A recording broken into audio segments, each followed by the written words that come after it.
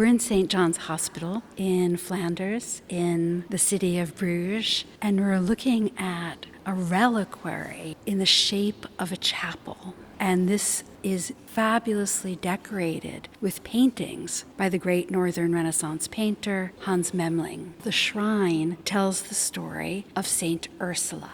It is made out of wood, but it is sculpted and has these beautiful decorations like finials and turrets and small figures of saints in niches, and then the sides are painted.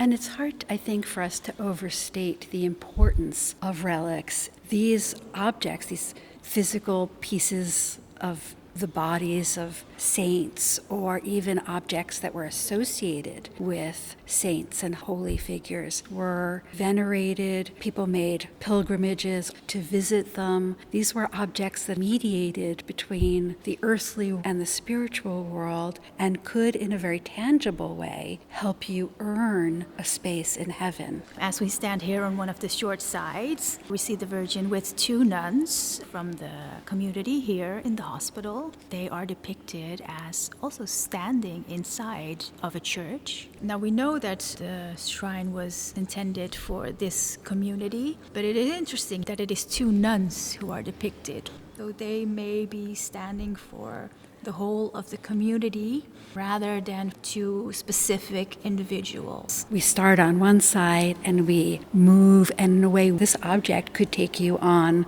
a virtual pilgrimage together with Saint Ursula. And Memling is such an amazing painter in terms of creating these illusions of reality that we very much feel part of what we're seeing.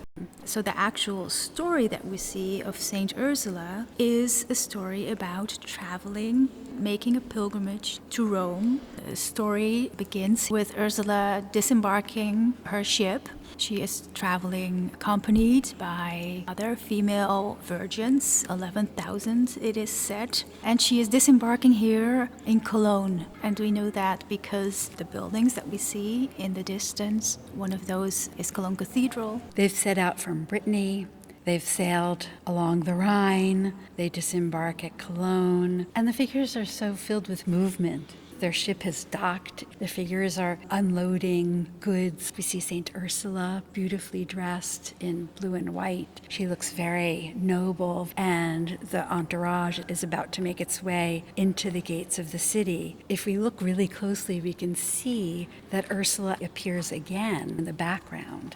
Cologne will also be the place where, upon return, she will die. And this is alluded to in the background, where we see an angel announcing this. We're seeing 3 stops on this side in her journey, and in the next one, she's disembarking at Basel, and from here they'll make their way on foot. These scenes are filled with people, and yet they are so cleverly devised that our eye immediately picks up on Ursula, who is dressed similarly in every scene. And then the journey continues on foot, and we see people receding into the distance and snowy mountain tops, which will be the Alps. Ursula and her entourage have to travel across the Alps on their way to Rome, which is the final destination of their pilgrimage. Ursula is kneeling and being greeted by the Pope. Her tresses are now undone, her hair is long, but we recognize her. And then through this open portal, we look into the building where her husband-to-be will be baptized, and that is on the right. We see Ursula attending Mass, another person confessing. So here in this next scene, we understand that they've left Rome and they've arrived at Basel, and we can see them disembarking. And in the foreground, we see the figures again, this time leaving Basel in order to head back toward Cologne. Memling is an amazing narrator of this story, but also an amazing painter of these small details that draw us in. For example, the vestments that the Pope is wearing, his tiara, patterns that we see, the small gems, the different hats, the texture of the figure's hair. There's so much to convince us of that reality. And still, in all of that variation, you are able to follow the main storyline, and that is the skill of the artist. And our eye does immediately go to Ursula herself in the foreground, her hands clasped in prayer as she continues her pilgrimage.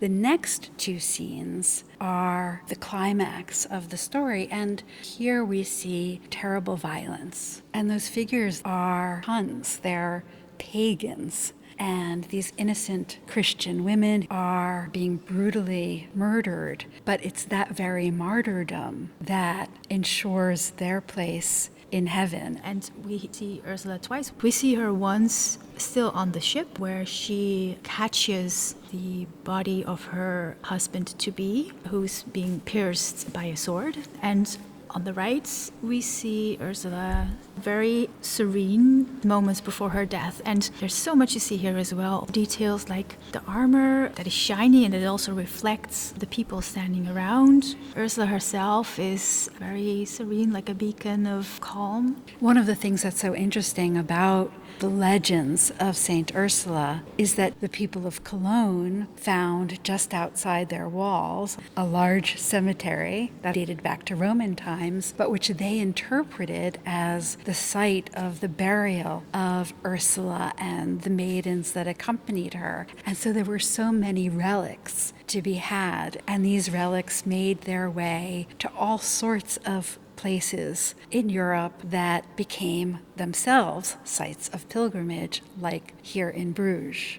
We know that it was finished in 1489 because in that year, on the feast day of Saint Ursula, on the 21st of October, in a very solemn ceremony, the relics were taken out of an older shrine to this much more ambitious shrine painted by Memling. So this is an object that is commissioned by the community here to honor Ursula's relics and to also, as the patrons, show their devotion and their faith.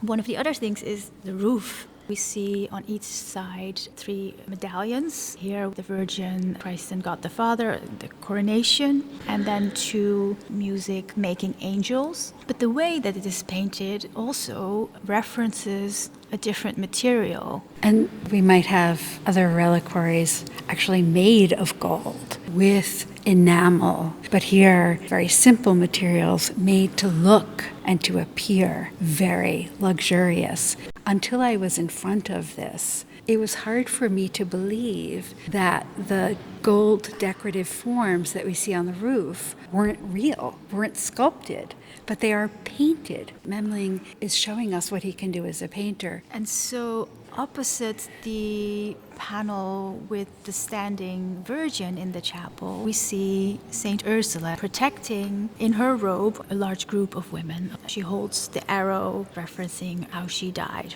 And these beautiful jewels in her crown, the clasps of her cloak, the beauty and sumptuousness of Ursula in heaven. Here Ursula is being likened to the Virgin Mary. It should also be noted that this object would have only come out once a year on the feast day of Saint Ursula. So like so much art history, this object has been transformed from one that helped people on a spiritual journey to what it is today, a work of art that we can admire and perhaps still have some of that sense of its tremendous spiritual value.